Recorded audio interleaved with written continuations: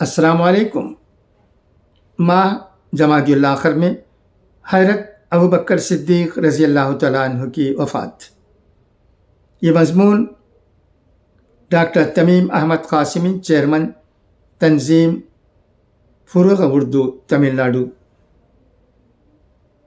نے تحریر فرمایا ہے۔ جسے میں پڑھتا ہوں، سنیے گا۔ نحمدہ و نصلی علی رسولہ الکریم۔ جمادی الاخر اسلامی سال کا چھٹا مہینہ ہے۔ اس مہینے کا نام جمادی الاخر یعنی سردی کا دوسرا مہینہ رکھا گیا ہے۔ اردو میں اس مہینے کو جمادی الثانی کہا جاتا ہے۔ اس مہینے کے 22 تاریخ کو خلیفہ اول حضرت سیدنا ابوبکر صدیق رضی اللہ تعالیٰ عنہ اس دنیا فانی سے کوچ کر گئے۔ انبیاء کرام علیہم السلام کے بعد انسانوں میں سب سے افضل شخصیت حضرت صدیق اکبر رضی اللہ عنہ ہیں، جنہیں رسول اللہ صلی اللہ علیہ وسلم اپنا خلیل بنا چکے تھے، جن کو قرآن کریم میں اللہ نے سچائی کی تائید کرنے والا اور حق و سچ کا پیکر وہ پرتو قرار دیا گیا، جنہوں نے زمانہ جاہلیت میں بھی شراب و جوا اور ہمہ جہتی منکرات سے اجتناب کیا، جن کے بارے میں خلیفہ عادل حضرت عمر فاروق رضی اللہ تعالیٰ عنہ نے فرمایا کہ میں ان کے مقام و مرتبے تک کبھی نہیں پہنچ سکتا، وہ جنہیں آپ صلی اللہ علیہ وسلم نے مسلمانوں کی امامت تفویض کی، جنہیں جنت کے سبھی دروازے سے داخل ہونے کی دعوت دیں گے، وہ جس نے اسلام اور پیغمبر اسلام صلی اللہ علیہ وسلم پر اس قدر احسان کیے کہ خود رسول اللہ صلی اللہ علیہ وسلم کو ارشاد فرمانا پڑا کہ ان کے احسانات کا بدلہ خود اللہ تعالیٰ چکائیں گے۔ وہ جو صرف عشرہ مبشرہ میں ہی شامل نہیں، بلکہ رسول اللہ صلی اللہ علیہ وسلم نے فرمایا کہ تم میرے حوض کوثر پر بھی رفیق ہوگے، جیسے سفر ہجرت میں میرے ساتھ تھے۔ وہی کے بعد رسول اللہ صلی اللہ علیہ وسلم کی گھبراہٹ کو زائل کرنے کے لیے ام المؤمنین حضرت خدیجہ رضی اللہ تعالی عنہا نے جو آپ صلی اللہ علیہ وسلم کی صفات بیان کی تھی کہ اللہ تعالیٰ آپ کو کبھی نقصان نہیں پہنچنے دے گا، کیونکہ آپ ناداروں کی مدد کرتے ہیں، مہمان نوازی کرتے ہیں، حق بات پر لوگوں کا ساتھ دیتے ہیں، صلہ رحمی کو اختیار کرتے ہیں، کمزوروں کا بوجھ اٹھاتے ہیں۔ بینا انہی صفات سے ابن غنا نے حضرت صدیق اکبر رضی اللہ تعالیٰ عنہ کا متصف کر یہ فرمایا کہ مکہ والوں کی اذیت سے ہجرت نہ کریں، میں آپ کو امان دیتا ہوں۔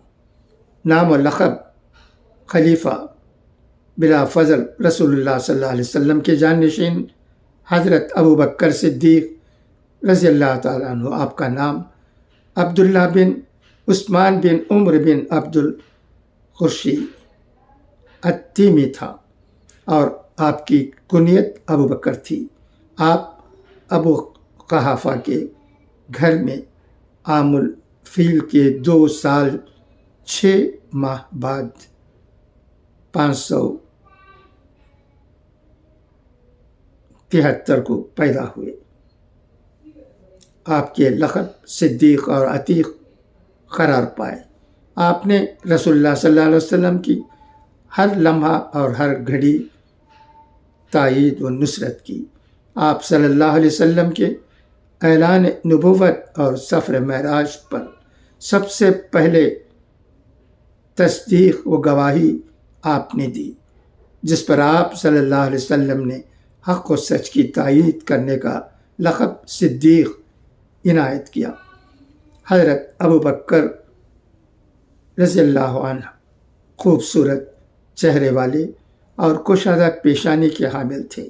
ایک روایت کے مطابق آپ کی والدہ کی اولاد زندہ نہ رہتی تھی تو انہوں نے اللہ سے دعا مانگی کہ اس بچے کو زندگی دراز ملے۔ ان وجوہات کی وجہ سے لقب عتیق پڑ گیا۔ آپ وہ واحد صحابی ہیں مہاجرین میں سے جن کے والدین نے اسلام قبول کیا اور جن کی 4 نسلوں نے رسول اللہ صلی اللہ علیہ وسلم کی زیارت ہی نہیں کی بلکہ سبھی حلقہ بگوش اسلام ہوئے۔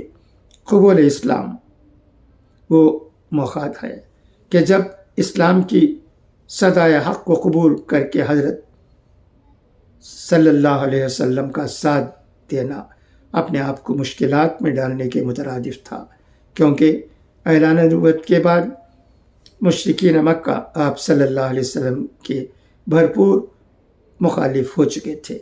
آپ صلی اللہ علیہ وسلم کی صدائے حق و صداقت اس حد تک ناقابل برداشت ہو چکی تھی کہ مشرکین مکہ آپ صلی اللہ علیہ وسلم کو سوائے ہستی سے مٹانے کے در پہ ہو چکے تھے۔ آپ صلی اللہ علیہ وسلم کے اعلان نبوت کے بعد تجارتی سفر سے واپسی پر جو ہی سیدنا صدیق اکبر رضی اللہ تعالیٰ عنہ کو خبر ملی کہ آپ کے قریبی ساتھی و دوست محمد بن عبداللہ نے اعلان نبوت کیا ہے تو آپ فوراً نبی اکرم صلی اللہ علیہ وسلم کی خدمت میں حاضر ہوئے اور پوچھا کہ کیا آپ نے اعلان نبوت کیا ہے؟ حضرت صلی اللہ علیہ وسلم کی جانب سے اس بات میں جواب ملتے ہی آپ بغیر کوئی دلیل مانگے مشرف با اسلام ہو گئے۔ ایسے موقع پر اسلام کی قبولیت جبکہ خود آپ صلی اللہ علیہ وسلم کے سگے چچا و مکے کے سردار آپ صلی اللہ علیہ وسلم کے دشمن ہو چکے تھے۔ آپ کی زوجہ محترمہ حضرت خدیجہ رضی اللہ تعالی عنہ، بچوں میں حضرت علی المرتضیٰ رضی اللہ تعالی اور غلاموں میں حضرت زید بن حارثہ رضی اللہ عنہ کے علاوہ کسی بھی جوان و بڑی عمر کے آزاد فرد نے آپ صلی اللہ علیہ وسلم کی دعوت کو قبول نہیں کیا تھا۔ گویا آپ نے اسلام قبول کر کے آپ صلی اللہ علیہ وسلم پر آنے والی ہر آزمائش کے لیے اپنے آپ کو پیش کر دیا۔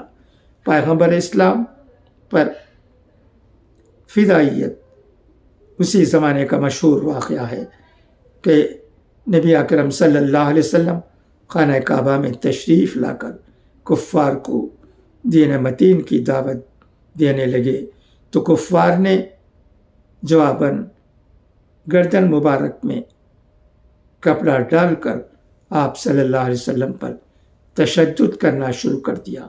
اسی دوران آپ کو معلوم ہوا تو آپ آئے اور کفار سے مخاطب ہو کر گویا ہوئے کہ اگر تم اپنے فرد پر ظلم و ستم ڈھا رہے ہو تو تمہیں اللہ کے علاوہ باقی معبودوں کی عبادت کرنے سے منع کرتا ہے اور صرف ایک اللہ کی عبادت کی طرف بلاتا ہے۔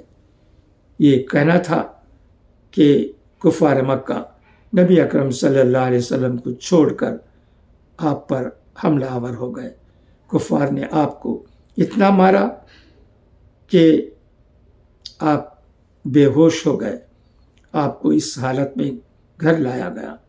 گھر پہنچ کر جب آپ کو ہوش آیا تو سب سے پہلا سوال حضرت صلی اللہ علیہ وسلم کی خیریت دریافت کرنے سے متعلق تھا۔ والدہ دودھ کا پیالہ لے کر سرانے کھڑی تھیں کہ آپ دودھ نوش فرمائیں، مگر آپ صلی اللہ علیہ وسلم